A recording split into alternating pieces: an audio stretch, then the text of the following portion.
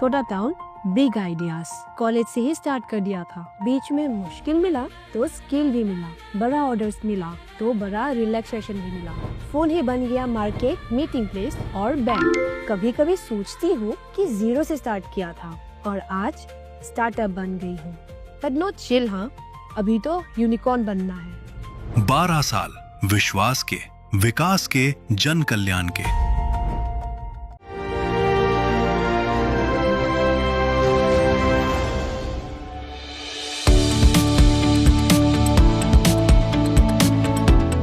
एक समय था जब लंबी लंबी लाइनों में लगा भारत का युवा नौकरी की तलाश को मजबूर था। लेकिन आज नए भारत का युवा नौकरी ढूंढ नहीं रहा है, बल्कि दूसरों को नौकरी दे रहा है। नए भारत का युवा अपना खुद का स्टार्टअप बना रहा है, एआई सीख रहा है, गेमिंग इंडस्ट्री चला रहा है। वो खुद भी सीख रहा है और दूसरों को भी सिखा रहा है। पिछले 12 सालों में प्रधानमंत्री नरेंद्र मोदी के नेतृत्व में देश ने अपने युवाओं के लिए पूरा इकोसिस्टम ही बदल दिया है। आज भारत दुनिया के सबसे युवा देशों में से एक है। हमारी सरकार का निरंतर प्रयास है कि भारत की युवा शक्ति के लिए देश दुनिया में नए नए अवसर बने। आज भारत सरकार अनेक देशों से ट्रेड और मोबिलिटी एग्रीमेंट कर रही है। ये ट्रेड एग्रीमेंट भारत के युवाओं के लिए अनेकों नए अवसर लेकर आ रहे हैं। स्किल इंडिया मिशन के तहत 1.63 करोड़ से ज्यादा युवा हुनरमंद बने और 6 करोड़ से ज्यादा भारतीय स्किलिंग इनिशिएटिव से एम्पावर्ड हुए। और ये बदलाव सिर्फ मेट्रो सिटीज तक ही सीमित नहीं रहा। 56 लाख से ज्यादा ग्रामीण युवाओं को स्किल ट्रेनिंग मिली। खुद का रोजगार करने के लिए लाखों करोड़ रुपए के मुद्रा लोन सैंक्शन हुए। 1 करोड़ से ज्यादा ट्राइबल स्टूडेंट्स को सपोर्ट मिला। आज भारत की AI skill penetration global average से 2.5 गुना ज्यादा है। पिछले 12 सालों में यूनिवर्सिटीज की संख्या 723 से बढ़कर 1338 हो गई है। Higher education enrolment 3 crore 42 lakh से बढ़कर 4 करोड़ 46 लाख छात्रों तक जा पहुंचा। आईआईटीज की संख्या 16 से बढ़कर 23 हो गई। आईआईएम्स 13 से बढ़कर 20 हो गए। एम्स की संख्या 7 से बढ़कर 23 पहुंच गई। मेडिकल कॉलेजेस 380 से बढ़कर 818 से ज्यादा हो गए और यूजी मेडिकल सीट्स में 151% की बढ़ोतरी हुई। एक वक्त था जब एशियाड और ओलंपिक जैसे इंटरनेशनल स्पोर्ट्स इवेंट्स में भारत का मात्र पार्टिसिपेशन ही पर्याप्त माना जाता था। लेकिन अब खेलो इंडिया ने देश की निराशाजनक तस्वीर को मेडल्स की चमक से रोशन कर दिया है। भारत का युवा खेल के मैदान में दुनिया भर से जमकर स्पर्धा कर रहा है, दमखम दिखा रहा है, अपना जलवा बिखेर रहा है। एशियन गेम्स हो या ओलंपिक्स, भारत के युवा अब महज पार्टिसिपेशन नहीं कर रहे, बल्कि बढ़ चढ़कर बाजी मार रहे हैं।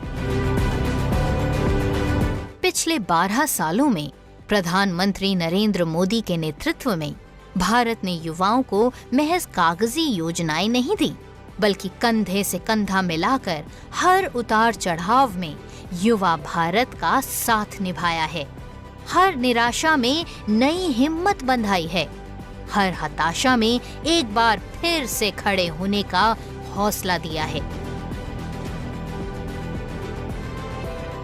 देश ने अपने युवाओं को एक नया आत्मविश्वास दिया कि अगर सपना बड़ा हो तो बैकग्राउंड मायने नहीं रखता।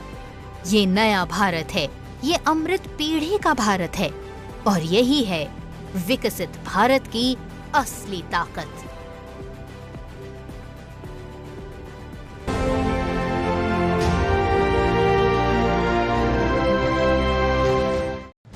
आज का भारत एक नया भारत है। एक ऐसा भारत जो अब दूसरों के बनाए रास्तों पर चलता नहीं, बल्कि दुनिया के लिए नए रास्ते बनाता है। अगर हम पीछे मुड़कर देखें तो साल 2014 से पहले दुनिया के सामने भारत की छवि मुख्य रूप से एक सहायता लेने वाले देश की थी। वो एक ऐसा दौर था जब भारत की आर्थिक और विदेश नीतियों पर अंतर्राष्ट्रीय मुद्रा कोष, वर्ल्ड बैंक और पश्चिमी देशों की संस्थाओं का गहरा प्रभाव साफ दिखाई देता था। साल 1991 के उस आर्थिक संकट को देश कभी भूल नहीं सकता, जब भारत के पास महज कुछ हफ्तों के आयात के लिए विदेशी मुद्रा बची थी। उस समय देश को अपना 47 टन सोना तक गिरवी रखना पड़ा था और अंतर्राष्ट्रीय संस्थाओं की कड़ी शर्तों को मानने के लिए मजबूर होना पड़ा था। दशकों तक दुनिया भारत को एक पिछड़े और विदेशी मदद पर निर्भर देश के रूप में देखती रही, लेकिन पिछले 12 वर्षों में प्रधानमंत्री श्री नरेंद्र मोदी जी की नीतियों के कारण भारत में ऐसा ऐतिहासिक विकास हुआ जिसने देश की इस पुरानी छवि को पूरी तरह बदल दिया है।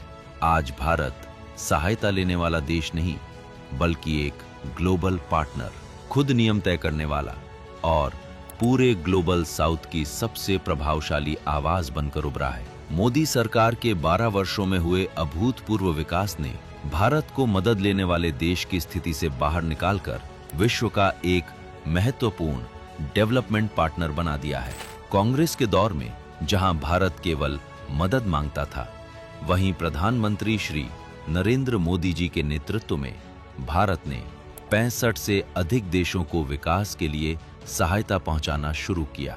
आंकड़ों की बात करें तो भारत ने 65 से अधिक देशों में लगभग 48 अरब डॉलर यानी लगभग 4 लाख करोड़ रुपए से अधिक की विकास सहायता पहुंचाई है। इस सहयोग में 32.6 अरब डॉलर की lines of credit, 14.7 Arab dollar के सीधे ग्रांट्स और 656 मिलियन डॉलर से अधिक की ट्रेनिंग एवं कैपेसिटी बिल्डिंग शामिल है। भारत का ये मॉडल दुनिया के कई अन्य देशों की तरह राजनीतिक शर्तें थोपने वाला नहीं है, बल्कि आपसी सम्मान और बराबरी की साझेदारी पर आधारित है। जहां 2012 से 13 तक भारत विदेशी सहायता का एक बड़ा उपभोक्ता माना जाता था, वहीं आज भारत दूसरे देशों की सहायता करने वाला राष्ट्र बन चुका है। आज भारत केवल अपनी सीमाओं के भीतर ही नहीं, बल्कि वैश्विक विकास और मानवीय सहायता के क्षेत्र में भी अग्रणी भूमिका निभा रहा है। नेपाल, मालदीव, मॉरिशस और अफ्रीका के अनेक देशों में भारत हाईवे, रेलवे, ऊर्जा, कनेक्टिविटी और सार्वजनिक अवसंरचना परियोजनाओं में सहयोग कर रहा है। विदेश मंत्रालय के अनुसार भारत 68 देशों में 32 अरब डॉलर से अधिक की 300 प्लस लाइंस ऑफ क्रेडिट के माध्यम से सैकड़ों विकास परियोजनाओं को समर्थन दे रहा है। वहीं कोरोना महामारी के दौरान वैक्सीन मैत्री अभियान के तहत भारत ने 100 से अधिक देशों को लगभग 30 करोड़ वैक्सीन खुराकें तथा आवश्यक दवाइयां और चिकित्सा सहायता उपलब्ध कराकर फार्मेसी ऑफ द वर्ल्ड और एक विश्वसनीय वैश्विक स्वास्थ्य साझेदार के रूप में अपनी पहचान मजबूत की। मोदी सरकार के इन 12 वर्षों में भारत दूसरों के बनाए नियम मानने वाले देश की स्थिति से निकलकर वैश्विक नियम तय करने वाले राष्ट्र के रूप में उभरा है। पहले WTO, IMF और क्लाइमेट चेंज जैसी अंतर्राष्ट्रीय वार्ताओं में भारत अक्सर बचाव की मुद्रा में रहता था और वैश्विक नियम मुख्यतः पश्चिमी देशों द्वारा तय किए जाते थे। लेकिन अब स्थिति बदल चुकी है। आज भारत अपने डिजिटल पब्लिक इंफ्रास्ट्रक्चर यानी DPI मॉडल को पूरी दुनिया में प्रस्तुत कर रहा है। भारत का UPI इकोसिस्टम आज कई देशों की पसंद बन चुका है। आर्टिफिशियल इंटेलिजेंस की गवर्नेंस हो, क्लाइमेट जस्टिस की चर्चा हो या फिर ग्लोबल साउथ के प्रतिनिधित्व का मुद्दा हो, भारत हर महत्वपूर्ण वैश्विक एजेंडे पर अपनी मजबूत उपस्थिति दर्ज करा रहा है। भारत की G20 अध्यक्षता के दौरान मोदी सरकार ने ही कूटनीतिक प्रयासों से अफ्रीकी यूनियन को G20 की स्थायी सदस्यता दिलाई, जिसने वैश्विक मंच पर भारत की बढ़ती भूमिका को और मजबूत किया। इसी दौरान ग्लोबल बायोफ्यूल अलायंस की शुरुआत हुई और India, middle east, Europe corridor जैसे ऐतिहासिक प्रोजेक्ट्स को आगे बढ़ाया गया। भारत अब केवल चर्चाओं का हिस्सा नहीं है, बल्कि दुनिया की चर्चाओं की दिशा तय करने वाला देश बन चुका है।